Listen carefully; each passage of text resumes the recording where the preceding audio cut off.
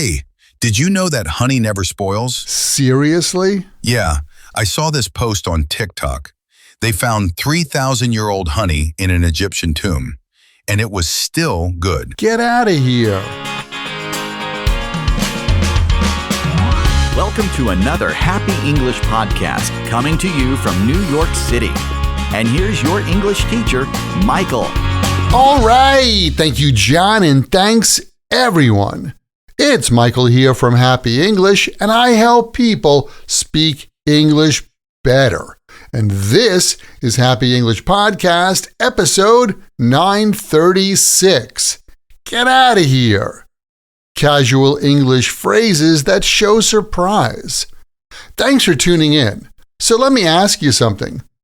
Have you ever been surprised, like really surprised, and you just didn't know what to say in English? Imagine you're talking to a friend, and they say something totally unexpected like, "Hey, did you hear? Lisa is moving to Australia." Or maybe, "Oh, you won't believe this. I won the lottery." And you want to respond like a native speaker with something more natural than just, "Wow," or "Really?" That's what we're going to look at today. Casual, real-life English phrases that native speakers use to show surprise. And hey, this isn't just fun stuff. These phrases help you sound more natural and more confident when you speak. So, let's jump in. First up, and probably one of the most common, is "no way." This is short, strong, and we use it all the time. When someone says something you didn't expect, you can just reply with "no way," like this. "Oh, guess what? I saw Taylor Swift at the airport." No way. Are you serious? We say "no way" to mean "that's unbelievable" or "I can't believe it." And the intonation fits the message. No way. And speaking of disbelief, two other similar phrases we often use are "you're kidding" and "you're joking." We use these when something sounds so surprising that it almost feels like a joke.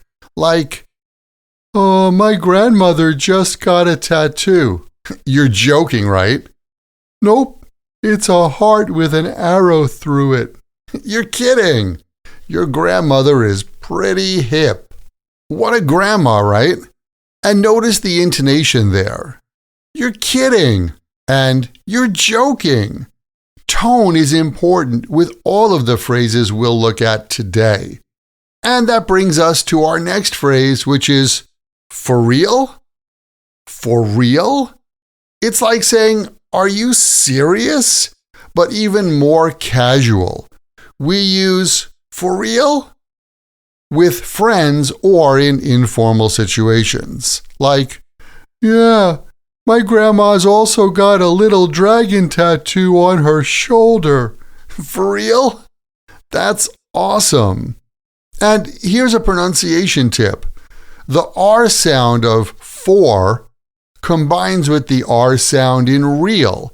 So the sound is "for real?" with the stress on "real." For real? Now, let's talk about the phrase that's in today's episode title. Get out of here. Get out of here is the casual pronunciation of "get out of here," which normally means "go away," right?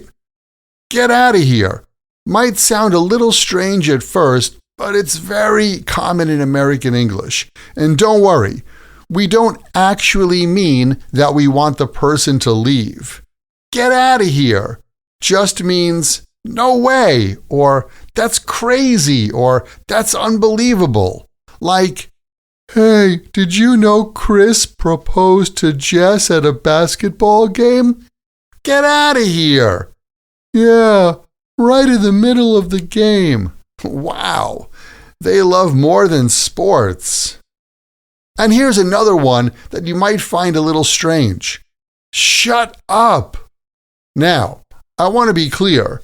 Normally, shut up is a not very polite way to tell someone to stop talking.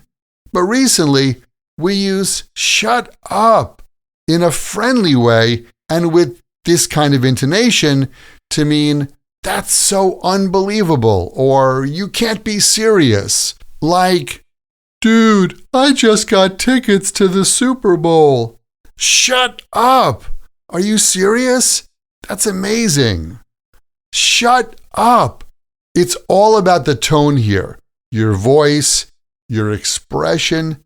So in this context, shut up has a playful sound as a conversational response. It's not used as a rude request for silence. Now, sometimes we just say, seriously? With rising intonation. Seriously? This is another way to show that what you heard is surprising. It's short and it works in a lot of situations. Like, hey, Tom quit his job and decided to move to Thailand. Seriously? I had no idea. Or, oh, they put pineapple on one half of the pizza and olives on the other. Seriously? Who ordered that combo? And one more thing. Body language plays a big role when expressing surprise. Native speakers often raise their eyebrows, open their mouths a little, or put a hand over their chest or mouth when they say these things. Try it out. It adds to the natural vibe. Here's a list of what we covered today. No way. You're kidding. For real? Get out of here. Shut up. Seriously? All of these are great for casual English. Use them at friends, with your coworkers, or even when reacting to someone's social media post. So here's your challenge. This week, try using one or two of these surprise phrases in your daily English.